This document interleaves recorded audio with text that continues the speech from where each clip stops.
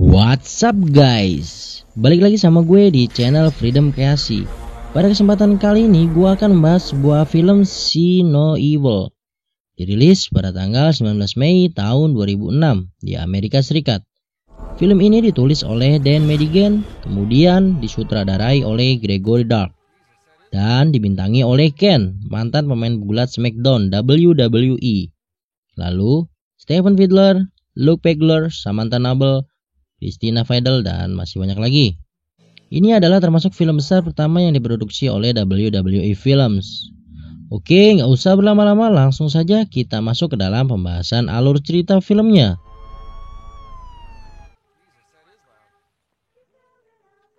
Film dimulai dengan menampilkan ada dua orang polisi.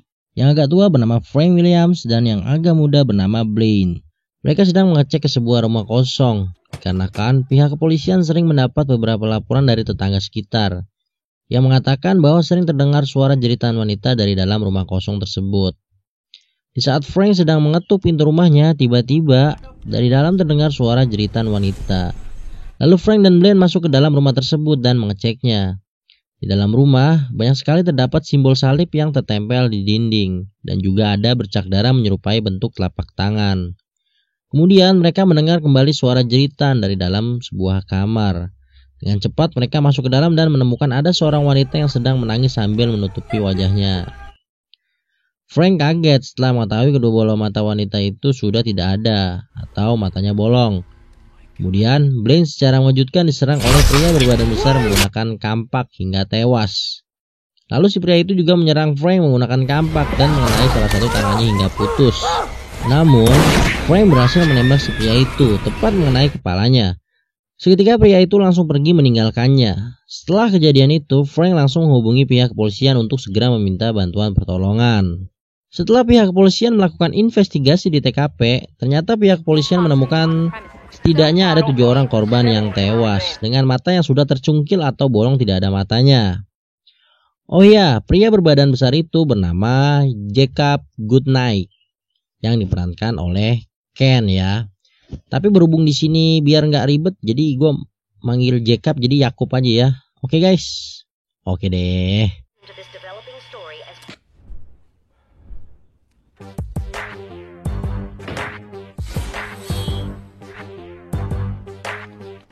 Empat tahun kemudian, Frank dan rekannya bernama Hannah membawa 8 orang tahanan terpilih. 4 orang pria dan 4 orang wanita. Mereka ditugaskan untuk membersihkan sebuah hotel tua bekas kebakaran yang sudah terbengkalai bertahun-tahun. Hotel itu bernama Blackwell. Sebelum lanjut, di sini gue perkenalkan dulu nama-nama pemainnya. Kelompok pria ada Michael, Russell, Tyson, dan Richie. Lalu di kelompok wanita ada Christine, Kira, Zoe, dan Melissa. Oke, lanjut. Di sana Margaret selaku sebagai kuncen di hotel itu, ia menjelaskan kepada semua tahanan bahwa ia ingin hotel ini direnovasi kembali agar bisa ditempati, khususnya untuk para tunawisma. Lalu Hannah juga menegaskan kepada semua tahanan bahwa mereka bekerja selama 3 hari membersihkan hotel ini, maka mereka akan mendapatkan pengurangan masa tahanan 1 bulan. Setelah itu, Margaret mengatakan kepada para tahanan bahwa mereka akan tinggal di lantai 2. Namun, mereka tidak boleh pergi ke lantai 8 dan 9, dikarenakan terlalu berbahaya. Karena tepatnya pada tahun 1971 telah terjadi kebakaran yang menewaskan si pemilik hotel, yaitu Blackwell, lalu istrinya, dan juga beberapa orang yang lain. Kemudian Margaret memberikan mereka tugas. Kelompok wanita mengambil sampah plastik, lalu kelompok pria menyapu ruangan. Berhubung Michael orangnya rada songong, dia diberikan tugas yang berbeda, yaitu membersihkan toilet. Sementara itu, Richie mengajak Tyson bekerja sama untuk mencari sebuah brankas milik Blackwell yang tersimpan di dalam sebuah ruangan rahasia menggunakan sebuah DNA yang Richie miliki. Awalnya Tyson menolak ajakan Richie, namun setelah dipikir-pikir akhirnya Tyson menyetujui untuk ikut bersama Richie mencari brankasnya. Kemudian scene berpindah di sebuah atrium atau kantin. Di sana Michael meminta ganjoy kepada Russell yang ia titipkan sebelumnya. Lalu Michael mengajak Russell, Zoe, dan Melissa untuk ngeganjoy bersama di ruang atas atau penthouse. Sedangkan Tyson dan Richie memilih untuk menjalankan rencana awal mereka mencari berangkasnya secara diam-diam tanpa ada yang mengetahui.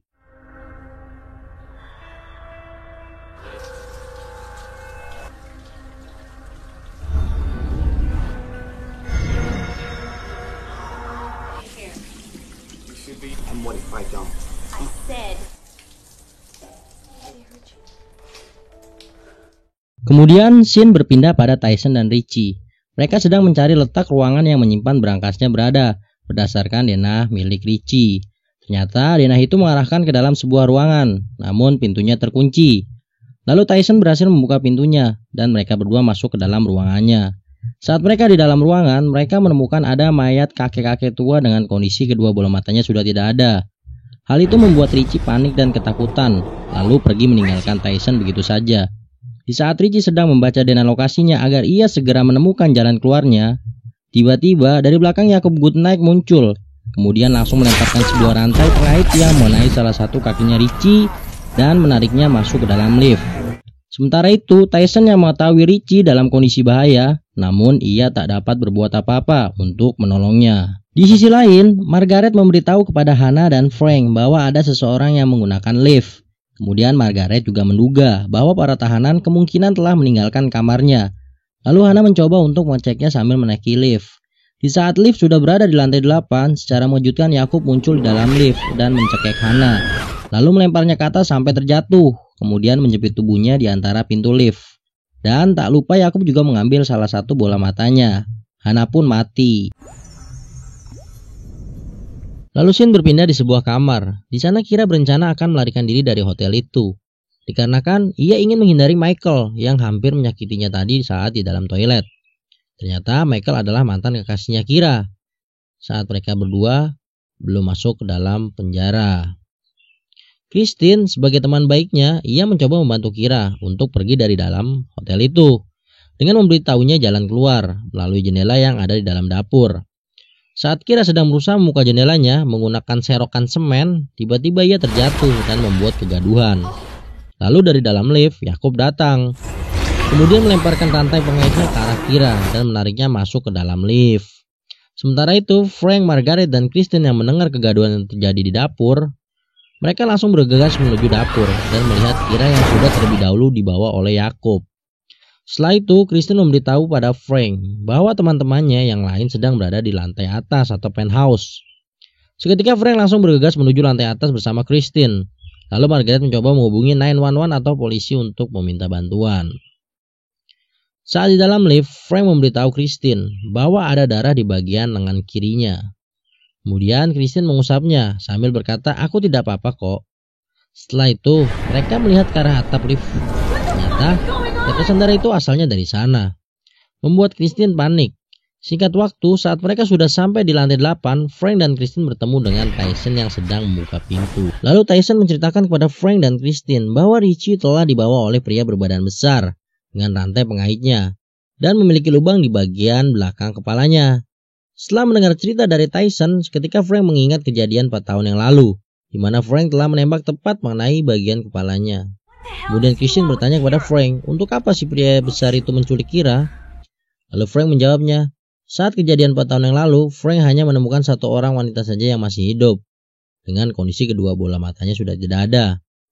Ia meyakini kenapa wanita itu tidak dibunuh karena wanita itu memiliki sebuah tato salib di tubuhnya atau melambangkan sebagai simbol agama. Lalu Kristen mengatakan kepada Frank bahwa Kira juga memiliki tato salib di bagian tubuhnya. Setelah itu, Frank menyuruh Tyson dan Kristen pergi sambil ia memberikan alat strum kepada Kristen untuk berjaga-jaga. Sementara Frank mencoba untuk mencari Kira. Namun, saat sebelum mereka pergi, tiba-tiba Frank terkena rantai pengait milik Jacob di bagian lehernya. Lalu Jacob menariknya ke atas, kemudian menjatuhkannya kembali ke bawah, ketika Frank mati. Lalu Kristen mengambil pistol milik Frank dan pergi bersama Tyson. Lalu scene berpindah pada Michael, Zoe, Russell, dan Melissa. Mereka sedang nokip bersama di penthouse di lantai atas. Namun, tanpa mereka sadari, ternyata Jacob sedang mengawasi mereka semua di balik lemari kaca. Di sana juga ada Kira yang sedang disandera oleh Jacob. Kemudian Russell mengajak Melissa untuk mencari tempat pribadi. Kemungkinan mereka berdua ingin belam-belam, hahaha.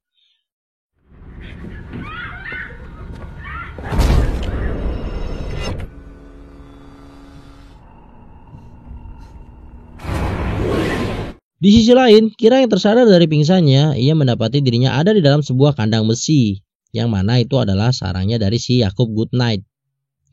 Di sana, Kira melihat Richie yang sedang terikat dan juga melihat Hana yang sudah mati. Tak lama, Yakub datang dan melihat ke arah Kira. Dikarenakan Kira memiliki sebuah tato salib, dan itu alasannya kenapa Yakub tidak membunuh Kira.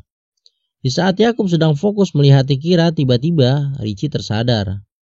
Dan seketika langsung mengalihkan pandangannya menuju Richie. Kemudian Yakub mengambil salah satu bola matanya Richie. Setelah itu Yakub menyeret Kira ke dalam toilet, lalu mengguyur wajahnya di bawah kucuran air. Sambil Yakub mengingat kejadian masa lalunya yang diperlakukan oleh ibunya waktu ia masih kecil, sama persis dengan ia memperlakukan Kira saat ini. Lalu scene berpindah di sebuah kamar di mana Russell dan Melissa sedang asik bercumbu-cumbu mesra di atas kasur. Namun, tanpa mereka sadari, aksi yang mereka lakukan secara langsung memberikan sinyal kepada Yakub yang berada di sarangnya, yang ditandai dengan lonceng berbunyi. Dengan segera Yakub langsung mendatangi mereka berdua. Russell dan Melissa yang mengetahui keberadaannya Yakub di balik cermin dua arah, mereka langsung bergegas pergi keluar dari dalam kamar itu dan masuk ke dalam sebuah ruangan untuk bersembunyi. Di dalam, Russell memiliki cara untuk melarikan diri, yaitu dengan turun melalui jendela menggunakan sebuah tali. Kemudian Russell mengikatkan sebuah tali kepada Melissa, lalu menurunkannya secara perlahan-lahan. Di saat baru melewati sekitar 3 jendela, tiba-tiba tali itu berhenti. Ternyata Russell telah dibunuh oleh Yakub, dan Yakub berusaha menarik Melissa kembali ke atas. Namun, Melissa berusaha menghindari Yakub. Tapi sialnya, tali yang mengikat di bagian pinggangnya Melissa melorot ke bagian kaki, sehingga posisi Melissa jadi berubah dengan kepala berada di bawah. Lalu Yakub melepaskan talinya, hingga Melissa terjun bebas sampai ke dasar hotel dan membuat tangannya patah sambil dengan posisi tergantung. Namun tak berselang lama gerombolan anjing liar pun datang. Seketika Melissa dimakan oleh gerombolan anjing liar itu. Lalu scene berpindah kepada Michael dan Zoe, di mana mereka sedang berada di depan pintu lift untuk menuju kembali ke kamar mereka. Namun saat pintu lift terbuka, banyak lalat berterbangan di sekitar mereka. Kemudian secara mengejutkan ternyata Yakub sudah berada di sampingnya Zoe. Michael yang melihatnya, ia langsung mendorong Zoe ke belakang. Lalu Michael berhasil mengejar bagian kaki dan kepalanya Yakub menggunakan pipa besi. Setelah itu Michael dan Zoe kabur melarikan diri masuk ke dalam ruangan dan bersembunyi. Sementara itu Yakub berusaha mengejarnya dan memeriksa ke dalam kamar. Namun ia tak menemukan keberadaan Michael dan Zoe. Di saat Yakub sudah keluar dari dalam kamar itu, tiba-tiba HP milik Zoe berbunyi, membuat Yakub mengetahui keberadaan Zoe dan masuk kembali ke dalam kamar itu. Di sana Yakub memasukkan HP-nya ke dalam mulutnya Zoe hingga tertelan. Seketika Zoe pun mati. Lalu Yakub membawa mayatnya.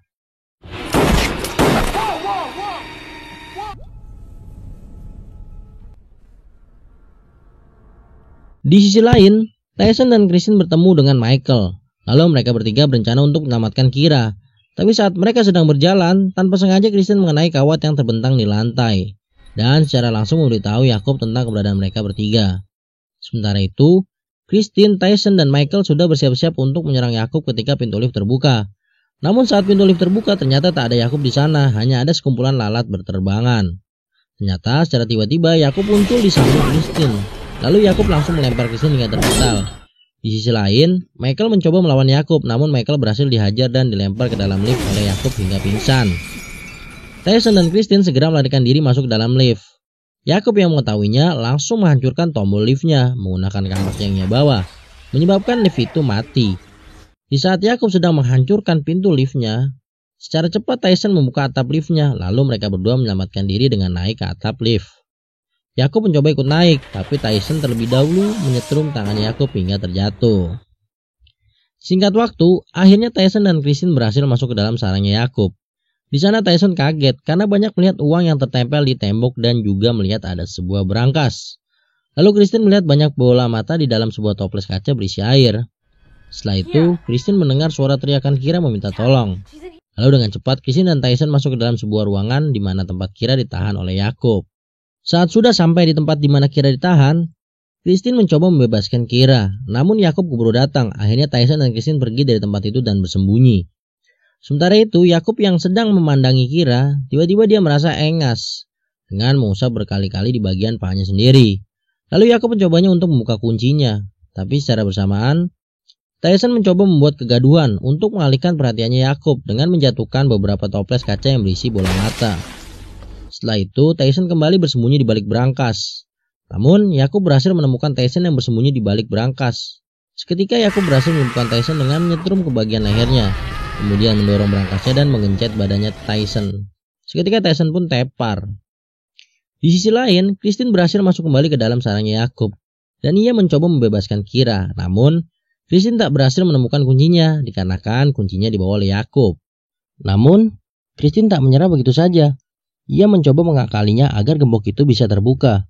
Tapi di saat Christine sedang mengakali untuk membuka gemboknya, tiba-tiba ada suara orang yang akan membuka pintunya. Lalu Christine dengan cepat bersembunyi kembali. Ternyata orang yang masuk adalah Margaret. Tak lama Yakub pun juga datang.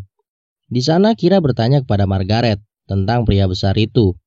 Lalu Margaret menjawabnya bahwa dia adalah putraku, dia adalah tangan Tuhan. Kemudian Margaret menjelaskan kepada Kira bahwa sebenarnya yang ia inginkan hanyalah Frank William, dikarenakan Frank telah menembak putranya pada kejadian 4 tahun yang lalu.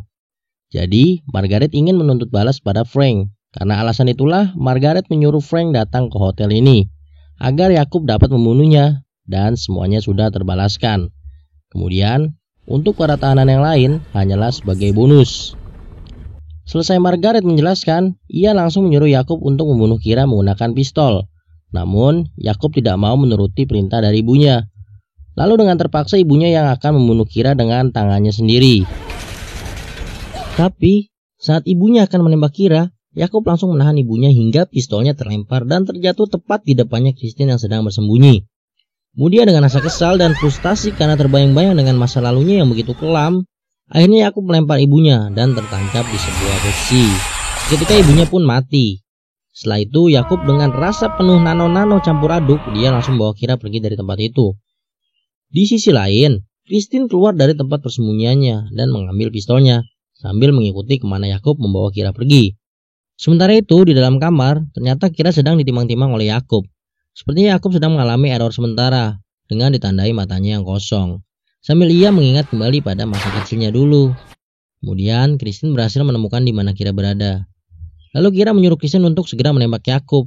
Tapi sialnya saat Christine mencoba menembaknya, ternyata pelurunya habis. Malah tindakan yang Christine lakukan membuat Yakub tersadar.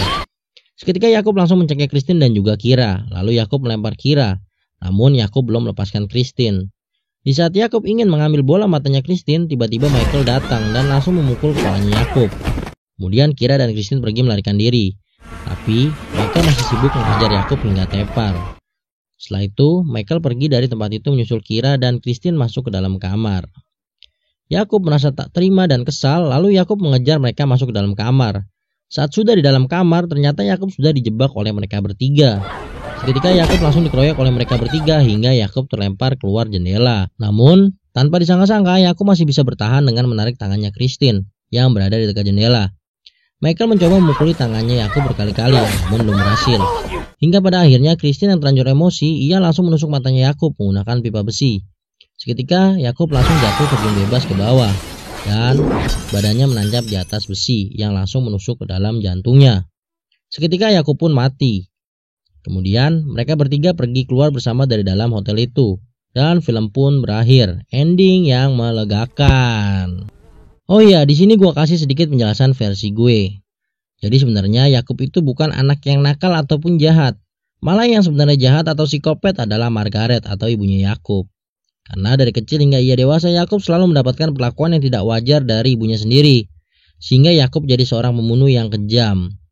Dan kenapa setiap kali Yakub membunuh targetnya, ia selalu mengambil bola matanya si korban? Karena di dalam matanya si korban terlihat ada kejahatan yang telah ia perbuat selama hidupnya. Makanya itu alasan kenapa Yakub selalu mengambil bola mata dari si korban.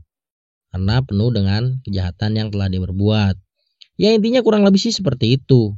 Jika ada kalian yang lebih tahu tentang film ini, silahkan ditambahkan di kolom komentar. Kritik dan saran selalu gue tunggu dari kalian semua untuk kemajuan channel ini. By the way, film ini mendapatkan rating 5,1/10 di situs IMDb. Kalau dari Mimin pribadi, Mimin kasih nilai 5,5/10 dikarenakan keberanian si Michael untuk menghadapi Yakub beberapa kali. dan dia setia kawan. Ya meskipun di awal film Michael rada songong sih orangnya. Mungkin cukup sekian pembahasan dari gue mengenai film See No Evil. Gue juga minta maaf jika ada salah-salah kata atau pengeditan di dalam pembahasan film ini. Jangan lupa untuk selalu mendukung channel ini, Freedom Kreasi, dengan cara klik tombol subscribe, like, komen, dan share. Dan jangan lupa aktifin juga lonceng notifikasinya ya, supaya channel ini makin berkembang untuk kedepannya dan bisa selalu konsisten untuk menemani dan menghibur antum-antum semua dimanapun berada. Terima kasih sudah menonton dan sampai bertemu kembali di pembahasan video selanjutnya. Sukses buat kalian semua. Salam kopi pahit.